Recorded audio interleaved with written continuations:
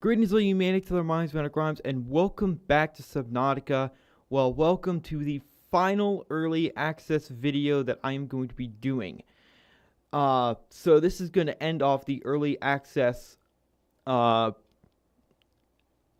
series, and then once the game fully comes out, I'm going to make a new playlist of the full release, Subnautica 1.0. So this is going to end off the Subnautica series, and it's crazy. It's really cool. But okay, let me just say that I am sorry about having no video yesterday. Please, I really want everyone to follow me on Twitter. In the description, you'll find the link, and as well to my thumbnail editor, Scrap. But anyway. Yesterday was not a good day of recording. I tried several different games. Nothing recorded correctly. I only had 6 hours of sleep, so I was basically forcing myself to record, and it was just, I was not there. It was just horrible. I'm not going to be trying to record Halo 1 ever again because I tried to record the SPV3 campaign, the first mission, and there goes that stupid desync problem. I don't know why that happens. That is incredibly annoying. But anyway, like I said, this is the last episode of Subnautica. I'm basically just going to be taking you through a base that I made in the Blood Kelp 2. And I think this is going to be my base in the final release because I learned that there's a lot of resources in the Blood Kelp. So I have a scanner room, and it is very nice. I have this, which is epic. And look at this. There's aluminum oxide crystals. There's data boxes. There's magnetite, mercury ore, quartz, salt deposits, uraninite crystals. I also saw gel sacks. So why not make a base here in the Blood Kelp? Yes, it is a bit dangerous because of the crab squids, but you know, that's fine. So I have a nuclear reactor and 2 of these. Look at my power. That is ridiculous. 1 nuclear reactor. So yeah, and the crazy thing is, this was the first reactor rod I put in, I guess a few, game weeks ago, and it's still going. So nuclear power is probably the best kind of power.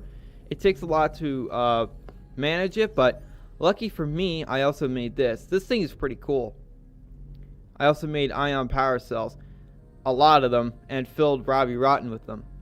So I'm definitely going to have to make those for Robbie. But yeah, all these just power cells I'm not going to be using. I'm out of uraninite, but there's a lot around, and we go up my base. This is where I am. I'm near the mushroom forest, and see if I can't see them. I might have picked up all the uraninite and all the aluminum oxide crystals and the gel sacks. And look at all this quartz. And I have a grow bed out here, so yeah. So, welcome aboard, Captain. Thank you.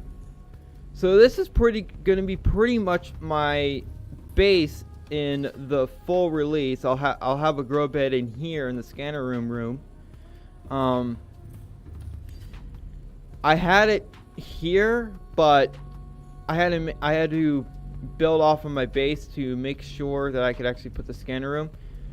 This thing is awesome. Listen to that thing. And it's like, it's just so good. I cannot take those out. Yeah. Only depleted rods. Yeah. So it basically advised me to use the radiation suit when handling these materials. But I don't think you need the radiation suit to handle these materials. Or maybe I do, and it will hurt me if I pick up, say, a reactor rod without the radiation suit. And the reactor rod, I hope they don't change this, is just 3 uraninite crystals, a lead, titanium, and glass. All over here is everything I could ever want to make as much nuclear power as I possibly could need. Now, I had the look at the blood kelps like kind of coming through there.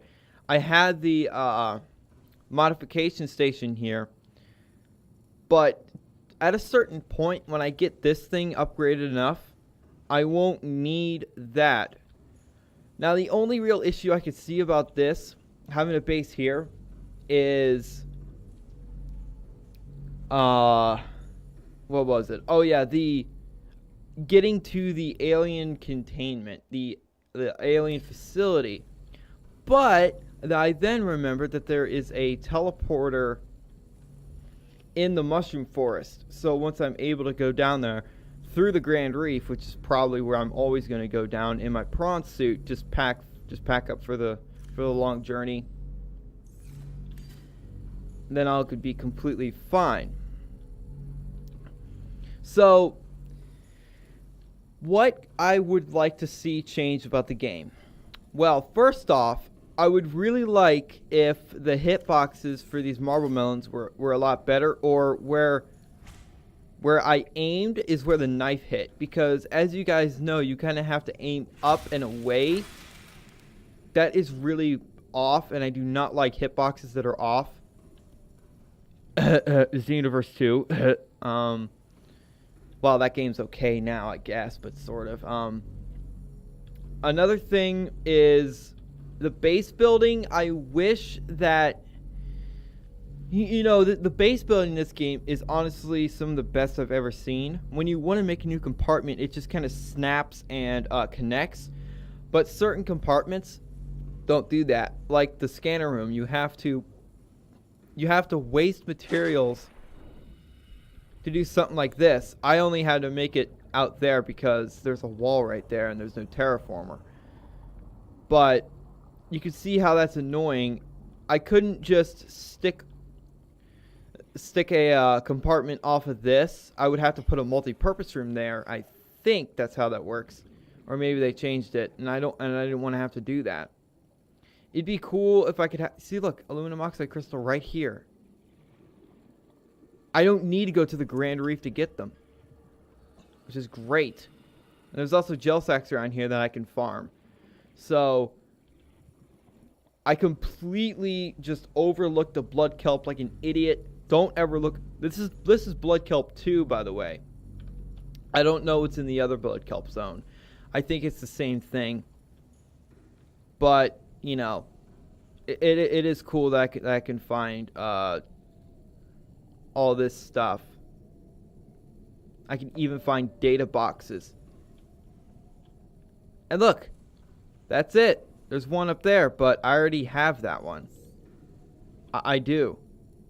Because that's a wreck on top of the mushrooms. But so I'm gonna just pause right here. So the hitboxes of the knife could be adjusted. I would like it to be at least very close to the center of the reticle. I think they're gonna do that. I mean, why wouldn't they? That's kind of an annoying thing. Say like you're trying to cut a peeper or a fish to cook it with your heated knife, and you keep missing, and then you die of starvation for some reason. That sucks. Just because you couldn't hit that fish. I haven't used this to cure any fish on the go to like cook them, because I never had to. But it is nice to have a heated knife. Another thing I would like to see is the Cyclops. I wish the Cyclops you could upgrade to run off nuclear power. Why wouldn't you be able to have a nuclear submarine? We have the technology to make a nuclear reactor in the base. Wouldn't it be awesome to have a miniaturized nuclear reactor in your Cyclops to power it? Or the nuclear reactor, you could have an offset of it to charge your power cells. So you could attach the power cell chargers to the nuclear reactor and not have the power cell chargers suck the power out of the Cyclops. I feel like that would be really awesome. I feel like that would make the Cyclops infinitely more valuable than it already is. It's pretty valuable. In fact, Robbie's right up here. You just can't see it because he's very close. Yeah, he's right here. So, welcome aboard. yeah, I know. Systems online. That's freaky. But yeah, all these in here, by the way, are ion power cells. I love ion power cells so much. So you get what I mean. Like, you could have say that like they make a bit of an expansion, or it just takes up some space, like the planters do, or you could have it below. You have like a miniature nuclear reactor, say here, and you put like reactor rods or uraninite crystals right into it. It most likely reactor rods, because just you can't just shove uranium into a nuclear reactor and expect it to work. There's a lot more processes like that I'm not going to go over because I don't really know them very well. So you have that, and then next to it, connected to it with like copper wire or something, the power cell chargers connected to the nuclear reactor would use the power from the nuclear reactor to charge the power cells. And you could do the same thing with the fabricator. You put the fabricator directly onto the nuclear reactor, and you could just use the fabricator as much as you want, as long as the nuclear reactor is making power. I could also see it having a miniature bioreactor on it, but honestly, I feel like I don't know why I'm saving. I feel like a mini bioreactor would be a bit overpowered. The nuclear reactor would at least cause you to seek out materials instead of, a bioreactor, which is pretty much one of the best renewable energies in the game, besides the solar panels, which are kind of crap, and the thermal generator, the thermal plant. But I could see a mini bioreactor that would be really cool. That only takes like seeds or something, but still, there's a bit of a overpoweredness to that. But a nuclear reactor would not be overpowered, as you would have to constantly look for more power cells, not power cells, uraninite crystals, lead, and quartz to make the glass, and also some titanium. So it would take more resources. But you could always just stock up on it, because there's some large deposits of uraninite near the Lost River. Also just speaking of the Lost River, I just remembered this. Near this base, down that way, is an entrance into the Lost River. So, yeah, I'm definitely making my permanent base here in the full release. So those are my coordinates. So it's near the Mushroom Forest. What else? I feel like you should make the sea moth able to at least go down to 1,200 meters, because having that thing in the Lost River for like exploration instead of just using the prawn suit would be pretty handy in my mind. You could go around the Lost River quite a bit in the sea moth once you get it fully upgraded, but only 900 meters? That kind of sucks. That kind of does. It would just be nice to have that. But again, that's a luxury that a survival game will never have. Another thing that I also thought of is, what if there's a suit that not only protects you from thermal heat from like lava, but also recharges all the batteries on your person and power cells on your person if you're overheat. Like, you would have your own small thermal, call it a thermal suit, a thermal dive suit. That would be cool, but I feel like that would take a lot of hard to get materials like kyanite, sulfur, nickel ore, stuff like that you could only get in the Lost River and inactive and active lava zones. But again, I feel like that would be really cool. But again, that's another luxury. another thing that could actually happen is, I'm trying to think, what would I want? Well, first off, I would like the Cyclops to be like you could upgrade the Cyclops enough. I know there's going to be a new submarine, a huge submarine in the game, the Atlas. But I feel like the Cyclops should be, I wouldn't say 100% invincible, but I feel like you should be able to make a upgrade to it that reinforces the hull like crazy, to where only, say, a Sea Dragon Leviathan can hurt you. That would be awesome. But I feel like I feel like it would take this. I feel like it would take, I don't know, 20 plasteel ingots, like extra lithium, like nickel, just everything that is kind of annoying to get. But 20 plasteel ingots, I know that sounds like a lot, and it is, but I say that's worth it. I say that is absolutely worth it. Of course, that's 200 titanium.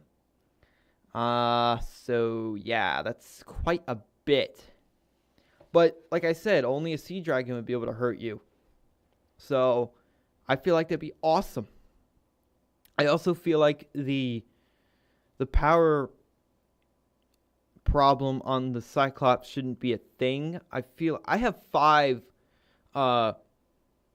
of those energy efficiency modules on it, and you guys remember how fast the power went down. That should not happen. Now I know if I have the thermal power, the thermal generator, I can just go like over a vent, but there's no vents around here in the Blood Kelp, not that I've seen, and just keep it there in infinite power. But like I said, I feel like a nuclear reactor on the submarine would be awesome, and it would be fair. I mean, if you're in the situation with this kind of technology, wouldn't you want to have your Cyclops, your mobile base, be extremely energy efficient? I would definitely see about miniaturizing technology like a bioreactor or the nuclear reactor and putting it on the Cyclops. Speaking of miniaturizing things, I feel like you should also be able to make a water filtration system on the Cyclops. Like, it should have its own water filtration system upgrade. But again, I feel like that could be a bit cheating. But again, it is your mobile base, and a mobile base should have a water filtration machine. I feel like you should only be able to have one, though. And the water gives you, I don't know, 40 or 30 water. So it's not like the big 50 water that we have with the big ones, with the base ones. So I guess that's it. I can't really think of anything else that I would really like to see in this game. I know this is more of a talky, rambly one, and I'm not doing anything, but there's nothing for me to do. There's literally nothing for me. I guess I could go to the alien caches, but there's no point. Because I think in my the past episodes, I've already gone to all of them. I'm pretty sure I went to all of them. Maybe there was one I was missing. Is there? I don't know. But this is the last episode of Subnautica in the early access videos. In the early access stage of it. Once the full game comes out, I'm hoping it's not next year in January. I hope it's soon. I'll start over. And we'll just go from there. I thought about it, and I guess it would just be better for me to start off completely from the beginning. Day 1, life pod. Instead of playing through the game until I get to this kind of point. Because that's stupid. I know we all want to see the rocket ship. I do. I want to see that thing. God, it's going to be so cool. So, other than that, I've read on the wiki what they're planning. They're planning on, I don't know if they'll do multiplayer. I think I saw something about that. Multiplayer would be fun. I could probably play this with my thumbnail editor if he has it. I don't know if he does or if he'll get it. Or someone like that, one of you guys, and we could just build the best base ever. Or team up and kill a ghost leviathan. That'd be fun. We'll slay the ghost. Ghostbusters. I never actually really liked the Ghostbusters. But there's going to be an Arctic biome, which would be cool. I cannot wait. I don't like the Arctic. I don't like cold, but underwater snow. That sounds awesome. That sounds so cool. What fresh hell is going to be waiting for there? Arctic leviathans? Oh no. Those are going to be awesome. Arctic crab squids? Arctic peepers? Man. But, you know, I do like this game. This game is a lot of fun. I just cannot wait for the full release, and it's gonna be grand. It's gonna be awesome. It's going to be so cool, and I hope some of the things that I've talked about, like the mini nuclear reactor on the submarine, becomes a thing. Because why wouldn't it? You could say, oh, well, that's just too convenient, but like I said, making reactor rods is not the simplest thing. You need 3 uraninite crystals, you need lead, you need titanium, you also need glass. Not too hard things to find, but when you're down in certain areas, those resources are rather scarce. And uraninite isn't like the easiest thing to find. Apparently on the planet, it's everywhere. But, you know. Thus is survival games. You start off small, but then eventually you get into a rhythm and the game isn't really hard anymore. This game is kind of the exception, sort of. But whatever. Also, something real quick. You guys remember my little egg that I had in my Lost River base? That base still exists. I did not completely deconstruct it. I deconstructed some of it. I just made another moon pool. That was annoying to do. But that little egg was actually a crab squid egg. And when it was born, it was literally the size of like a golf ball. It was so cute. And then I let it grow. And it got pretty big. Not as big as a normal one I could put in my inventory. But as soon as I let it out, it attacked me. You might be thinking, oh, well, it's a dangerous creature. Of course it's going to attack you, Manic. No, it shouldn't have, because the lava lizard, which is actually a more dangerous and aggressive creature than the crab squid, didn't. Also, the cute fish is still down there, but I don't see him anymore. I don't know where he went. I don't know. Maybe he's looking for me. That'd be sad. But anyway, I guess that's everything. I guess that's all that I had to say about Subnautica. This game,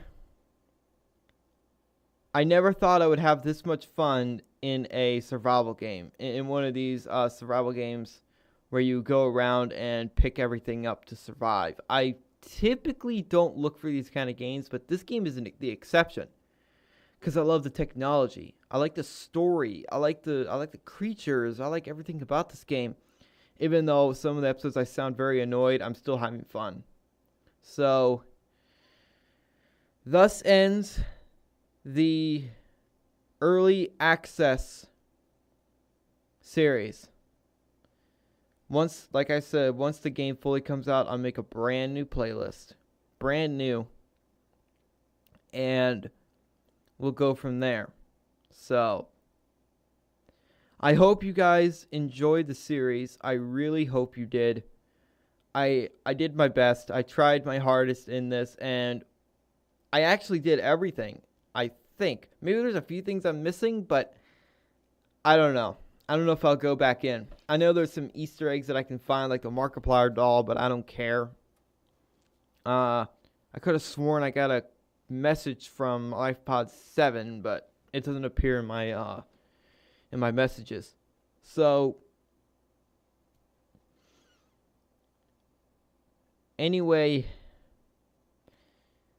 like I said, this is the end of the early access series.